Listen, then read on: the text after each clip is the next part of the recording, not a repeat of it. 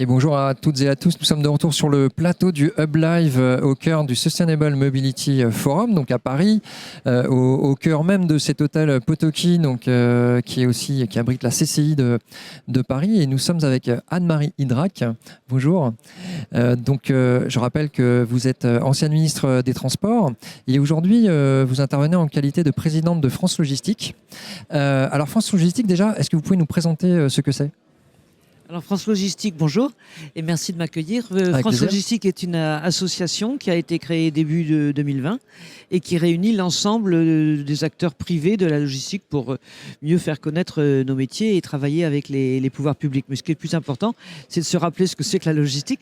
Et bien, la logistique, finalement, c'est ce qui irrigue la vie économique, la vie quotidienne.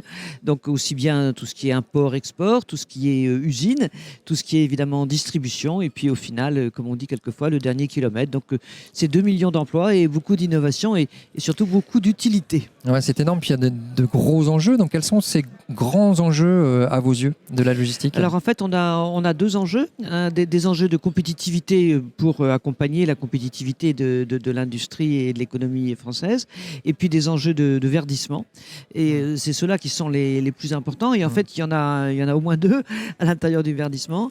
Il y a verdir les modes de transport. Bon, donc utiliser le plus possible le train ou la voie d'eau, puis verdir les camions, parce qu'aujourd'hui, pratiquement 95% des camions sont diesel. Bon, et c'est pas demain la veille qu'on aura trouvé avec certitude les technologies qui vont bien, qui passent le cap économique, etc., pour verdir tout cela.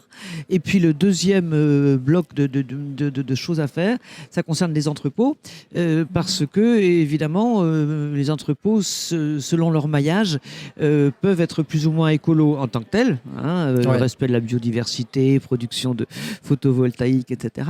Mais aussi plus ou moins écolo dans leur relation justement avec les transports et avec toutes les chaînes. Bon, moi, je préfère avoir des entrepôts en France qu'à l'étranger, à la fois pour évidemment l'emploi, la résilience française, mais aussi par rapport aux distances de transport. Donc voilà, le verdissement, c'est vraiment l'enjeu majeur et il concerne à la fois les véhicules de transport, les entrepôts et puis je dirais en fait toutes les chaînes.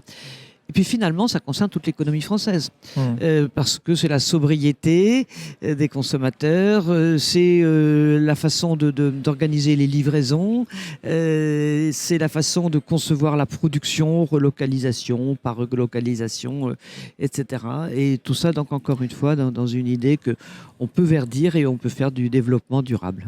Très bien. Et alors, je vais peut-être vous inviter à développer peut-être l'un des enjeux, enfin des sous-enjeux de l'enjeu de verdissement. Donc peut-être de votre choix, c'est-à-dire est-ce que pour vous le plus important dans le verdissement, c'est plutôt les entrepôts ou plutôt les véhicules eux-mêmes ?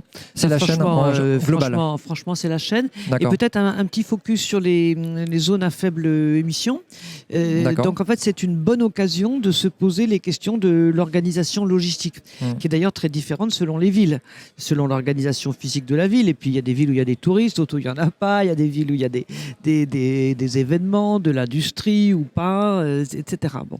Et donc, on a quelquefois mis un peu la charrue avant les bœufs en ne regardant que la partie véhicule, alors que des camions global, en fait, électriques, comme je le disais tout à l'heure, en fait, il n'y en a pas encore sur le marché et que les camions aux normes Euro 6 donc, sont intéressants. Les camionnettes, par contre, il commence à y en avoir électriques, mais enfin bon, évidemment... Dernier kilomètre, on commence à avancer aussi. 10 camionnettes, ça encombre plus l'espace public qu'un camion pour le même poids.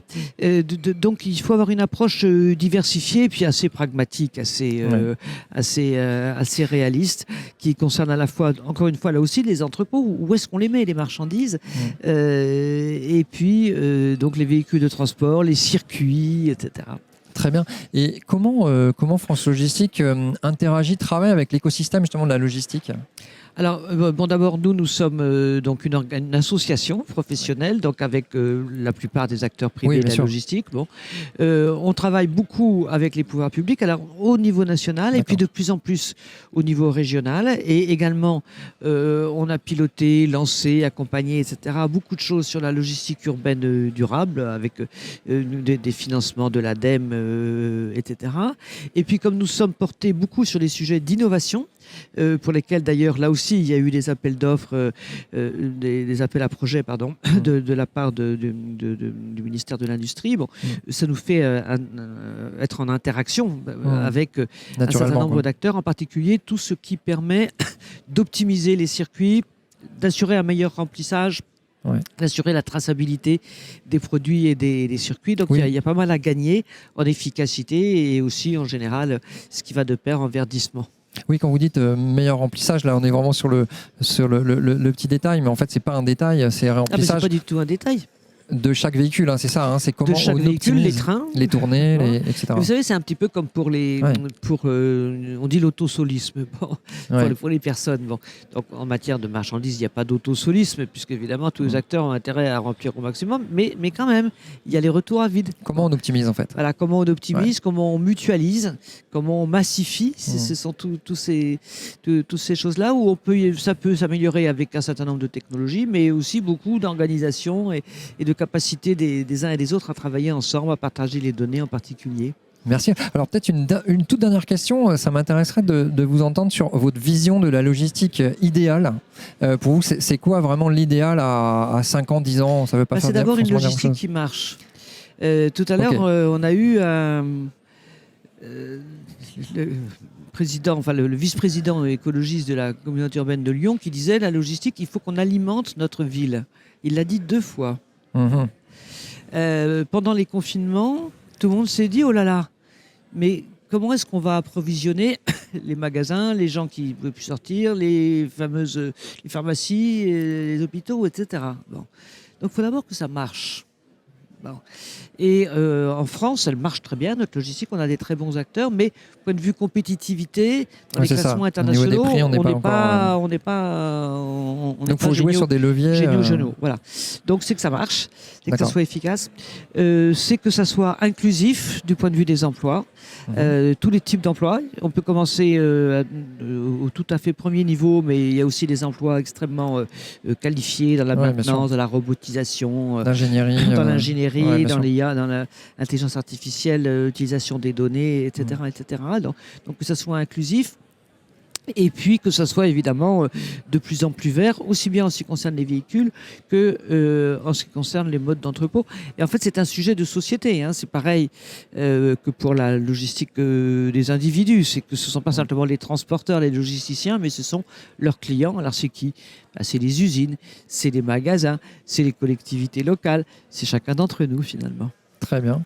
Anne-Marie Drac, merci beaucoup. Merci à vous. Merci d'avoir partagé votre vision de la logistique et de ces enjeux.